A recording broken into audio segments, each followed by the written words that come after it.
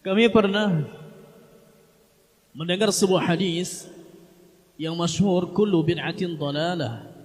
Pertanyaannya adalah apakah ada ulama berbeda pendapat tentang makna kullu, sehingga ada sebagian orang yang mengatakan bahwasanya kullu tidak semuanya. Kullu maknanya semua, setiap. Kullu nafsin dha'iqatul maut, setiap jiwa akan merasakan mati. Apakah dalam hadis setiap bid'ah itu sesat? Bid'ah yang dimaksud apa yang tidak diperbuat Nabi lalu diada-adakan setelahnya? Apakah ada ulama yang mengartikan tidak di sini, kullu di sini itu tidak semuanya, hanya sebagiannya saja? Apakah maslahah mursalah itu sama dengan bid'ah hasanah?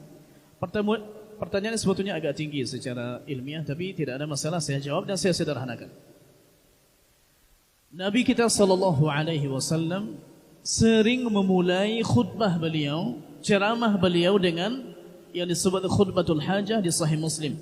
Innal hamdalillahi nahmaduhu wa nasta'inuhu wa nastaghfiruhu wa na'udzu billahi min syururi anfusina, yang panjang biasa kita baca.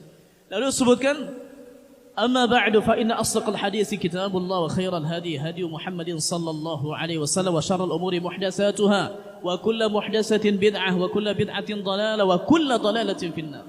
Untuk kita ketahui sering Nabi memakai muqaddimah ini sebelum beliau khutbah. Kalau sering dipakai sementara di dalamnya ada wa kullu bid'atin dhalalah, dan setiap bid'ah itu sesat, dan Nabi ulang-ulang, tidak mungkin kita pahami yang Nabi maksud bukan semuanya, hanya sebagian kecilnya saja. Oh, tidak maksud dia. Yang dimaksud dengan bid'ah sesuatu perkara dalam agama yang tidak ada dasarnya dari Nabi, lalu dicoba diadakan. Contohnya, meskipun dipaksakan, oh ada dalilnya dari Nabi, tapi dia dipaksakan padahal tidak. Ini disebut dengan bid'ah, dan dosanya berada setelah syirik. Syirik, bid'ah, kemudian dosa besar, dosa kecil setelahnya. Maka kalau hanya ditanya sebagian ulama ada sebagian kecil. Ada yang mengatakan demikian, tapi tidak benar pernyataan demikian. Karena sebagian mengatakan begini, wa ja'alna minal ma'i kulla syai'in hayy, penggalan ayat di surat Al-Anbiya, dan kami jadikan setiap yang hidup dari air.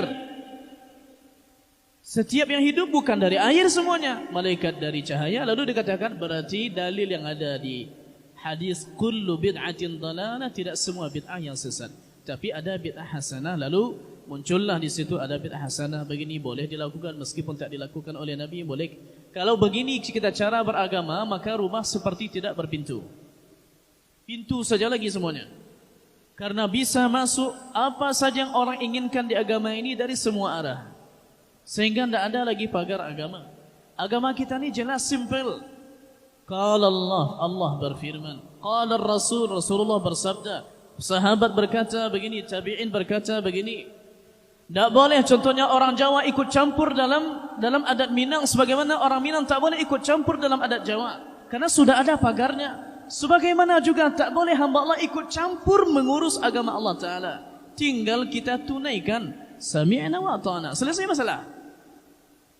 Ini harus dipahami dengan baik. Berarti kata kullu yang ada di hadis ini maknanya adalah semuanya, memang semuanya, dan Nabi ulang-ulang. Tak mungkin Nabi ulang-ulang lalu maknanya tidak dijelaskan sahabat, maknanya tidak semuanya, dan ini tak ada.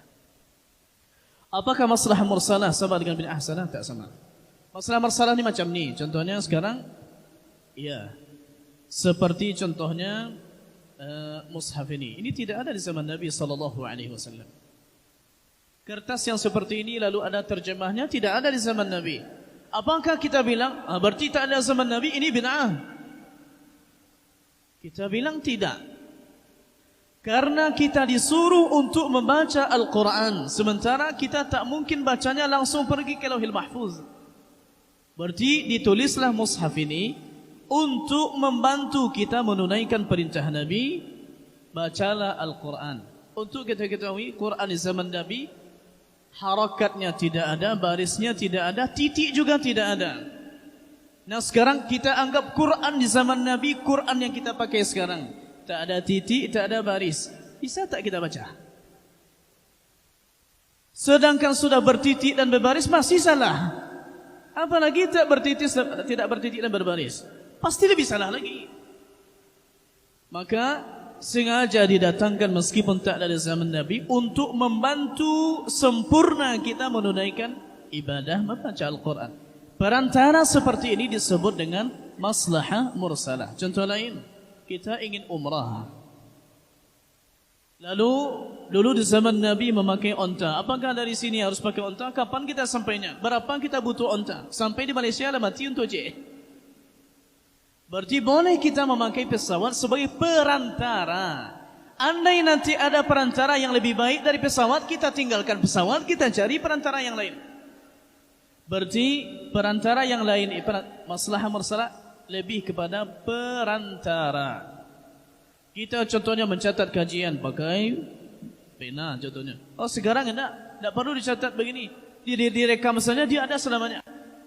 Berarti ini disebut maslahah mursalah. Yang dia bisa diganti kalau nanti ternyata ada yang lebih baik darinya.